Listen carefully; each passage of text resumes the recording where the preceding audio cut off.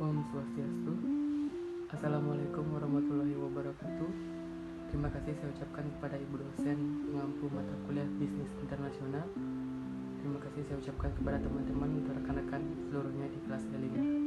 Perkenalkan, di sini saya Putu Surya Pratama dengan NPM 19321222231 dari kelompok 2 ingin menjawab soal chapter kedua mengenai materi lingkungan bisnis internasional. Saya akan menjawab soal nomor 1. Baik, di sini saya akan menjawab soal nomor 1. Apa sajakah tanda-tanda yang mencerminkan peningkatan keterkaitan ekonomi antar negara? Lingkungan ekonomi mempengaruhi bisnis baik secara langsung maupun tidak langsung, sehingga perusahaan harus menganalisis indikator-indikator yang mencerminkan peningkatan khususnya untuk variabel ekonomi di suatu negara, yaitu yang pertama, struktur ekonomi yang akan tercermin dari sisi pengeluaran atau dari sisi output, sehingga indikator ini akan mempengaruhi kinerja ekonomi. Yang kedua, pertumbuhan ekonomi tercermin dari perubahan persentase dalam PDB real, di mana pertumbuhan ekonomi yang positif akan membawa kesejahteraan. Yang ketiga, tingkat inflasi yang stabil, tentunya ini akan berkaitan dengan daya beli dan pada pengeluaran. Yang keempat, suatu bunga akan berkaitan dengan biaya pinjaman dan karenanya mempengaruhi arus pada bank. Nomor 5, tarif pajak yang ringan tentu akan mengurangi beban perusahaan. Yang keenam, pengeluaran pemerintah, di mana beberapa bisnis mendapat manfaat dari. Saya Melin Alitania, NPM 19321222124 akan menjawab pertanyaan nomor 2, yaitu sebutkan alasan atau faktor pendorong dari semakin meningkatnya keterkaitan ekonomi antar negara. Berikut terdapat beberapa faktor penyebab, yaitu yang pertama, adanya perbedaan sumber daya alam. Salah satu faktor pendorong perdagangan internasional bagi suatu negara adalah letak geografis setiap negara berbeda-beda. Yang kedua, keinginan untuk memperoleh income lebih. Faktor pendorong perdagangan antar negara adalah adanya keinginan untuk memperoleh meningkatnya income sebuah negara. Yang ketiga, ingin memperluas target pasar. Salah satu faktor pendorong perdagangan internasional bagi suatu negara adalah untuk memperluas pasar. Hal ini didasarkan pada teori bahwa memproduksi produk dalam skala besar dan dipasarkan di seluruh dunia bisa mendatangkan keuntungan yang juga besar. Yang keempat, adanya perbedaan iklim. Faktor yang mempengaruhi perdagangan internasional lainnya adalah adanya perbedaan iklim antar negara. Yang ke-5, meningkatkan kualitas SDM, yaitu sumber daya alam. Ketika persaingan kualitas di pasar bersaing, maka SDM juga harus ikut ditingkatkan agar dapat bersaing untuk meningkatkan kualitas diri masing-masing. Yang ke-6, transportasi antar negara. Dengan adanya perkembangan zaman dan teknologi yang semakin canggih, dapat membuat alat transportasi yang mampu mencakup semua negara. Kehadiran dari transportasi ini membuat kegiatan strategi distribusi antar negara menjadi lebih mudah. Yang ke-7, ingin meningkatkan kualitas produk lokal. Sebuah langkah yang sangat baik untuk meningkatkan produk lokal adalah dengan cara membentuk persaingan pasar. Yang ke-8, adanya rasa saling membutuhkan. Faktor yang mempengaruhi perdagangan internasional adalah adanya rasa saling membutuhkan. Pada dasarnya, sifat manusia adalah makhluk sosial yang saling ketergantungan satu dengan yang lainnya. Yang ke-9, hubungan diplomatik negara. Faktor yang mempengaruhi perdagangan internasional adalah adanya hubungan diplomatik. Ini merupakan hubungan resmi dan dibangun antar negara dalam menjalin persahabatan. Yang ke-10, era globalisasi atau pasar modal.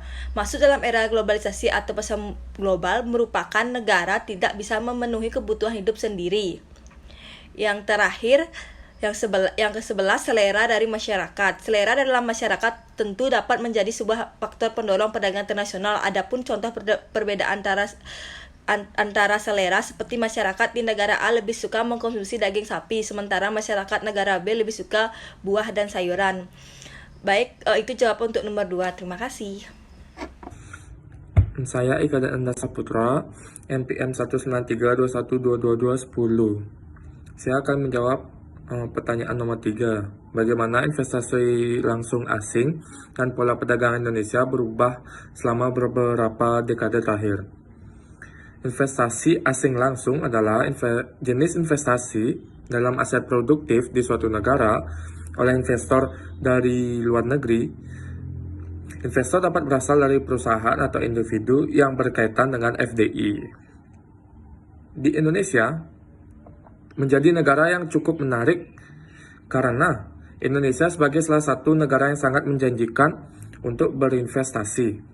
Hal ini berdasarkan pada rencana strategis penanaman modal tahun 2019 sampai tahun 2019, di mana pemerintah menetapkan sektor prioritas investasi yaitu infrastruktur, industri, maritim, kawasan ekonomi digital.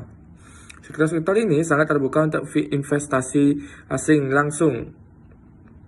Pola perdagangan di Indonesia menunjukkan bahwa secara keseluruhan dari tahun ke tahun menjadi peningkatan perdagangan intra-industri antara Indonesia dan negara-negara mitra di kawasan Asia, yang artinya dalam setiap periode telah terjadi peningkatan dalam ekspor dan impor. Terima kasih.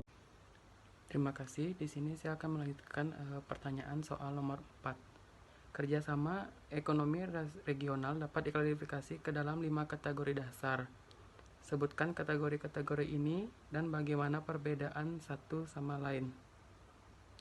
Kerjasama regional antara lain, yang pertama, bidang ASEAN bertujuan menyelenggarakan kerjasama di bidang ekonomi, sosial, dan kebudayaan.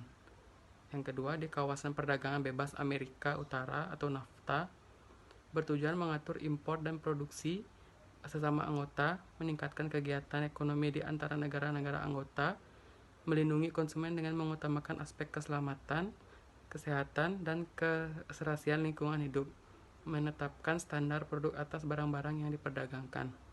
Yang ketiga, ASEAN Free Trade Area atau AFTA adalah kesepakatan perdagangan bebas antara negara-negara yang tergabung dalam ASEAN. Yang keempat, Asia Pacific Economic Cooperation atau APEC. Secara historis, terbentuknya forum APEC lebih dilihat sebagai upaya untuk mengatasi kebuntuan dan melanda perundingan perjanjian umum tentang tarif dan perdagangan atau GATT atau putaran Uruguay di Jenewa, Swiss. Yang kelima, European Union atau Uni Eropa, kerjasama regional yang menyatukan Eropa ini bermula dari kerjasama antara. Om Swastiastu, perkenalkan, nama saya Ida Ayu Armiliana Agustini, NPM 144. Ingin menjawab pertanyaan nomor 5. Apakah neraca pembayaran secara akurat mencerminkan transaksi suatu negara dengan negara-negara lain? Jelaskan argumentasi Anda. Menurut saya, neraca pembayaran sudah secara akurat mencerminkan transaksi secara terperinci dari masing-masing negara karena di dalamnya terdapat komponen transaksi yang berkaitan dengan neraca berjalan, neraca modal, dan neraca moneter, sehingga dapat difungsikan sebagai bahan pertimbangan untuk mengambil langkah-langkah di bidang ekonomi. Di bidang moneter dan fiskal untuk pemerintah mengetahui pengaruh ekonomi internasional terhadap pendapatan nasional. Terakhir, untuk mengambil kebijakan politik perdagangan internasional. Sekian jawaban dari saya. Terima kasih. Saya Jeffrey Ferdiansyah, NPM 19321210021, ingin menjawab beberapa faktor pendorong ekspansi antara lain faktor pengaruh dan teknologi. Hal ini berkaitan dalam menganalisis negara yang memiliki pengetahuan dan teknologi yang baik. Tentu kita memperbanyak jumlah produksi dengan kualitas jauh lebih baik. B.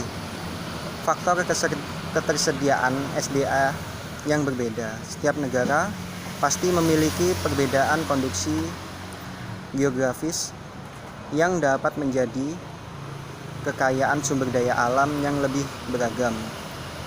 C. Bedanya berdasarkan tren dan gaya hidup. Tren tersebut juga bisa menjadi salah satu faktor pendorong terjadinya ekspansi. D. Ekspansi pasar dan memperbanyak laba. Salah satu faktor pendorong dan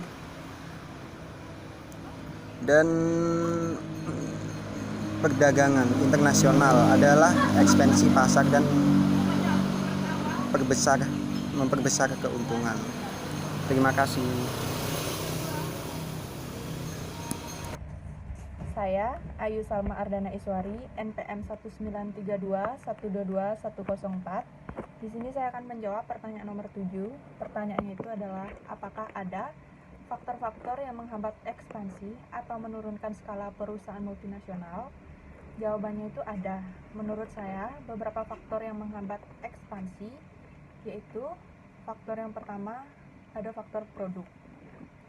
Katalog produk sangat penting untuk memastikan para reseller kita bisa menemukan produk yang mereka butuhkan. Faktor penghambat yang kedua yaitu faktor harga. Faktor harga ini adalah faktor yang sangat sensitif. Kita selalu ingin memberikan yang terbaik untuk seluruh reseller kita. Untuk itu, penentuan harga yang berjenjang menjadi sebuah strategi penting. Faktor yang ketiga itu ada faktor proses pesanan. Kelancaran proses order adalah hal mutlak baik untuk bisnis kita maupun untuk jaringan kita. Proses ini harusnya bersifat berkelanjutan dan tidak boleh terhalang oleh apapun, termasuk PPKM misalnya.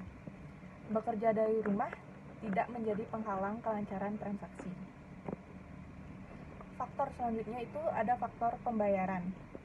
Kemudahan pembayaran bisa menjadi salah satu keunggulan dalam kompetitif. Kerumitan melakukan konsolidasi pembayaran berpotensi menghambat proses yang seharusnya sangat mudah. Dan faktor penghambat terakhir yaitu faktor privacy. Menjaga semua informasi yang bisa diakses kapan saja dan di mana saja tetap dalam sebuah lingkup privasi sangat-sangat menantang saat ini. Sekian jawaban dari saya. Terima kasih.